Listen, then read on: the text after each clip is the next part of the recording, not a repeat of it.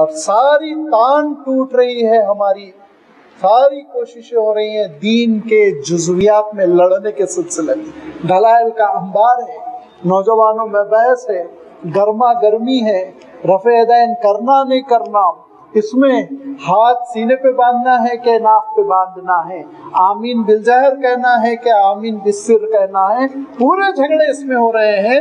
اور اتنی بڑی بڑی قرآن پاک کی حقیقتیں جو انسان کے ذہن و فکر کو تبدیل کر دے، اس پر کوئی توجہ نہیں۔ جو بھی جھگڑا کر رہا ہے نگیٹو پازیٹیو، سب سے یہ گزارش ہے کہ ذرا اللہ تعالیٰ کے کلام کو سمجھو، زندگی کے مقصد کو سمجھو۔ نماز پڑھنا ہے ہمیں، آمین بالظاہر کہیے، آمین بالسر کہیے، نماز میں کچھ نہیں ہونے والا، ہاتھ کہیں بھی باندھ لیجئے، نماز میں بگاڑ نہیں آنے والا۔ پورے علماء بیٹھ کر یہ فتویٰ دے دیں رفع یدین نہیں کرنے سے نماز نہیں ہوتی ہے، یا پورے علماء بیٹھ کر یہ فتویٰ دے دے رفع یدین کرنے سے نماز ٹوٹتی ہے، تو میں سمجھوں نہیں دے سکتے۔ افضل غیر افضل، اتنی بحث، افضل غیر افضل کے معنی زیادہ بہتر، بیٹر، ریکمنڈڈ، کیا جائے نہ کیا جائے، نماز تو بہرحال ہوگی، نماز تو بہرحال ہوگی۔ تو جو چیز بنیادیں ہیں دین کی، ان بنیادوں میں سب سے اہم بنیاد آخرت ہے، یاد رکھیے۔ آخرت کا صحیح تصور جب تک نہ ہو انسان کے اندر، کتنی تفصیل ہے قرآن مجید میں، مفسرین نے لکھا 33% آیتیں آخرت سے متعلق ہیں، 33%، اور 500 آیتیں احکام سے متعلق ہیں، صرف 500 آیتیں احکام سے متعلق ہے۔ کیوں؟ احکام اسی وقت ہے جبکہ آخرت کا صحیح عقیدہ، جواب دہی کا احساس ہو، میرے ساتھ کیا ہونے والا ہے انجام یہ معلوم ہو۔ انجام کو بھلا کر، آخرت کی حقیقت کو بھلا کر جزوی بحثوں میں الجھنا دراصل دین کے نقشے کو بگاڑ دینا۔ سمجھنے کی کوشش کریں ہم، یہ بنیاد ہے، اور ڈیکوریشن ہے، ڈیکوریشن جن کو جینے کے لیے سر پر چھت ہی نہیں ہے، ان سے آپ بحث کر رہے ہیں کہ چھت لگنے کے بعد اس میں فین لگے گا نہیں لگے گا، ارے بیچارے کو تو ابھی جھوپڑی بھی نصیب نہیں، چھت نصیب نہیں، وہ تو نماز ہی نہیں پڑھ رہا ہے، اس کو آپ کیا رفع یدین سمجھا رہے ہیں؟ وہ تو طہارت ہی نہیں ہے، وہ نجس ہے، وہ ناپاک ہے، اس کو آپ کیا آمین بالظاہر اور آمین بالسر اور رمضان میں تراویح 20 رکعت 8 رکعت میں کہاں الجھا رہے ہیں؟ وہ تو حرام کر رہا ہے۔ ایسے ایسے زندگی میں واقعات ہوئے، پیروں تلے زمین نکل گئی، ایسا بھی ہو سکتا کیا؟ ایسے ایسے واقعات ہوئے اس زندگی میں جو بہت ہی مختصر سی ہے، اس میں جو تجربات ہوئے حیرت انگیز، ایسے ایسے مسائل میں مسلم نوجوان پائے گئے، ایسے ایسے مقامات پر مسلم نوجوان پائے گئے، آپ حیرت کریں گے۔ میں اکثر کہتا رہتا ہوں کہ ایک موقع پر جانا پڑا بنگلور میں ایک کانفرنس میں، وہ بھی غلط فہمی میں گیا، صحیح بات سامنے نہیں تھی۔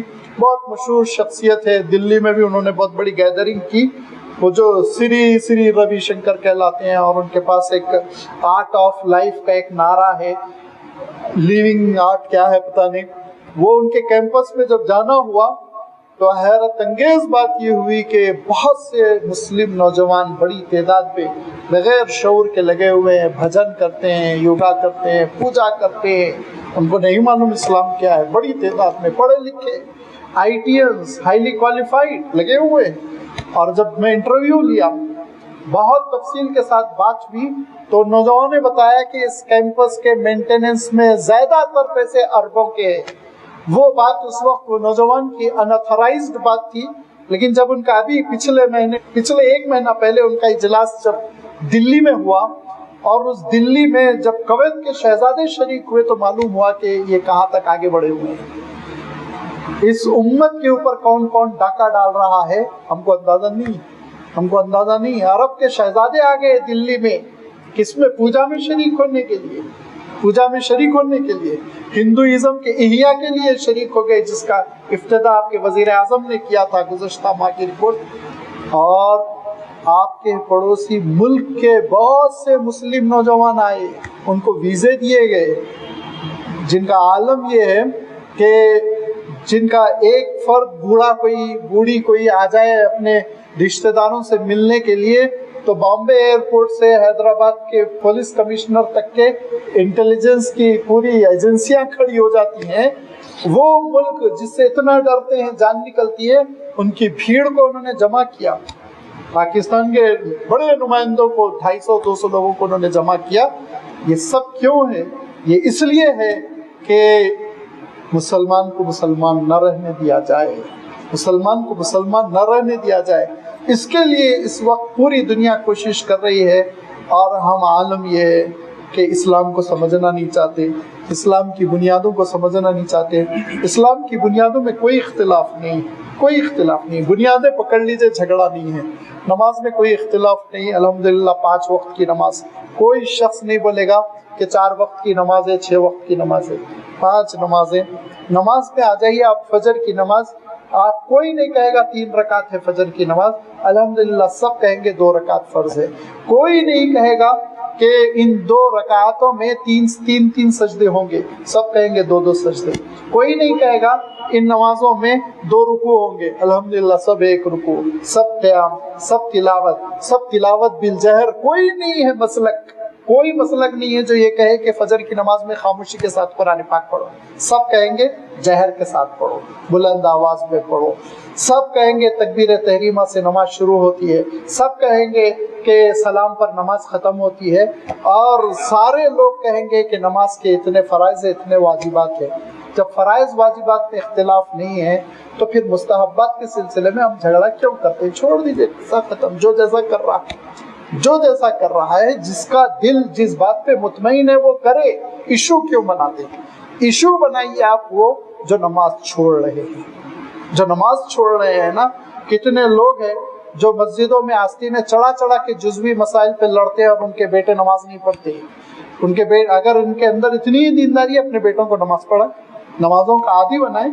मस्जिद में इश्यूज खड़े करते हैं, घर में करें। हिम्मत हो तो बेगम साहिबा से तो जान निकलती है, घर में दीनदारी को आम करें। लिहाजा फ़राइज़ पूरे, वाजिबात पूरे, सारी उम्मत में कॉमन है। फ़राइज़ वाजिबात ये काफ़ी है। इसमें अल्हम्दुलिल्लाह एक हद तक अरब अच्छे हैं, जुज़वियात में नहीं लड़ते। ये इंडियन पाकिस्तानी हैं, जुज़वियात में लड़ते रहते हैं। इन लड़ाइयों को निकाल कर हम फेंक दें, इस्लाम की बुनियादों पर काम करें, तौहीद पर हम काम करें, हुज़ूर अकरम सल्लल्लाहु अलैहि वसल्लम की इताअत पर हम काम करें। रिसालत का कॉन्सेप्ट जो है, और जो हुज़ूर अकरम सल्लल्लाहु अलैहि वसल्लम रहमतुल लिल आलमीन है, इंसानों के लिए नजात दहिंदा है, उसकी तरफ दावत दें। हम दावत दे आखिरत का एहसास जवाबदेही ख़त्म हो चुका है, वो एहसास जवाबदेही पैदा करे। कितनी तफसील है अल्लाह ताला ने क़यामत के सिलसिले में बयान फरमाई। फ़अन्ना लहुम इज़ा जाअतहुम ज़िक्राहुम, कहाँ है लोगों के अंदर नसीहत हासिल करने का मलका।